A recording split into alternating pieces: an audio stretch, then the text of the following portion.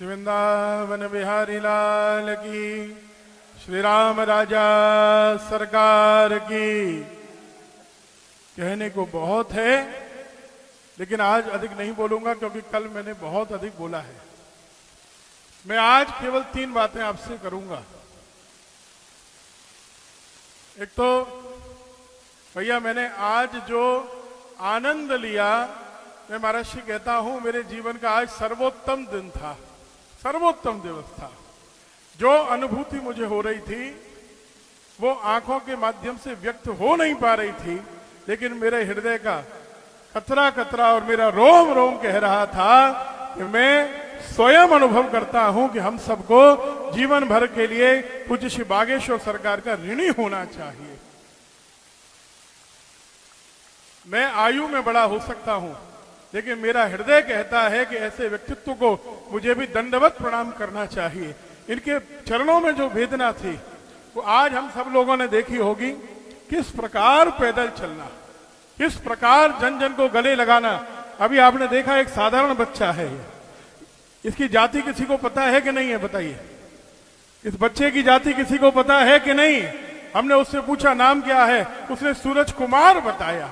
वो कुमार के आगे कुछ नहीं जानता।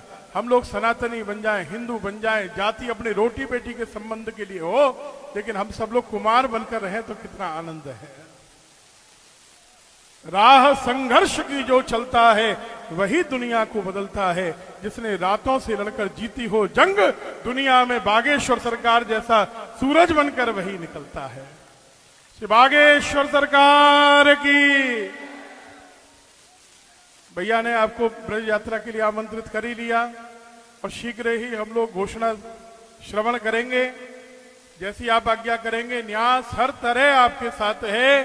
सारे मंदिर, पूरे ब्रज के मंदिर, एक एक मंदिर आपके साथ कंधे से कंधा मिलाकर चलेगा। पूरी जिम्मेदारी ब्रज के मंदिरों की होगी इस बार। मंदिरों ने कोई यात्रा नहीं निकाली आज तक, लेकिन सनातन के इतिहास में पहली बार मंदिर यात्रा निकालेंगे और यह अद्भुत होगा। दूसरा मैं निवेदन करूंगा, 30 मार्च को अपना नववर्ष होगा, प्रतिपदा होगी। अगर आप कृपा करें, श्रीधाम वृंदावन में हम लोगों ने 2 वर्ष से एक परंपरा प्रारंभ की है। आपका समय मिलेगा तो आनंद हो जाएगा। कृपा चाहते हैं, महर्षि स्वामी कृष्णानंद जी महाराज उस यात्रा में 2 वर्ष से सम्मिलित हो रहे हैं। भैया बैठे बैठे चर्चा हुई और महाराज जी 2 दिन में यात्रा प्रारंभ हुई। 500 वर्ष के इतिहास में ब्रजमंडल में ऐसी यात्रा नहीं हुई है कि सारे ब्रज के मंदिर एक साथ, कोई आगे नहीं कोई पीछे नहीं, सारे प्रमुख मंदिर एक साथ निकलते हैं एक यात्रा में। कोई संप्रदाय का भेद नहीं। और सबसे बड़े आनंद का विषय यह है कि कोई बैंड बाजा नहीं होता, क्योंकि हम मुस्लिमों को बैंड बाजा बजाने की अपने ठाकुर जी की अनुमति नहीं देते। हम लोग सनातनी पालकियों में लेकर चलते हैं, बग्गियों में लेकर नहीं चलते। और उससे भी ज्यादा आनंद की बात यह है भैया, लोग कहते हैं जात पात की व्यवस्था ब्राह्मण कर रहे हैं, ब्राह्मणवादी व्यवस्था। उस पालकी को ले लेकर कांधे पर हमारे मेहतर भाई भी चलते हैं, हमारे जाटव भाई भी चलते हैं, हमारे गोस्वामी भी चलते हैं। आप देखेंगे बिहारी जी की पालकी, राधा वल्लभ, श्री राधा रमण, अब सब ब्रज के देवालयों की पालकी को लेकर एक एक सफाई कर्मी भाई भी चलता है। जाति पाति का कोई भेदभाव वहां नहीं होता। मैं निवेदन करूंगा सरकार से, उस यात्रा में आप अवश्य पधारें। पूज्य महाराज जी ने मुझे आदेशित किया है, स्वामी कृष्णानंद जी महाराज का जो संकल्प है 1008 करोड़ हनुमान चालीसा के पाठ का वो विराट संकल्प, ये पूज्य बागेश्वर महाराज ने अब इसका नेतृत्व संभाल लिया और अब ये निश्चित रूप से संपन्न होगा, सुसंपन्न होगा।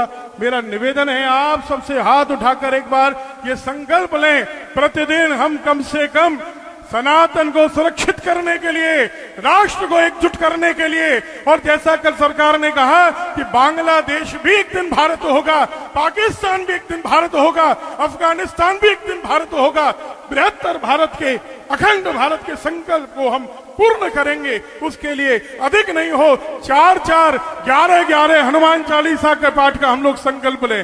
दोनों हाथ उठाकर एक साथ संतों के नेतृत्व में, सानिध्य में आप लोग संकल्प लें। हम सब प्रतिदिन कम से कम 4-4 पाठ, अधिक हुआ तो 11-11 पाठ श्री हनुमान चालीसा के करेंगे। केवल इसलिए सनातनी एक हो, भारत अखंड हो और भारत उन्नत हो। राधे राधे।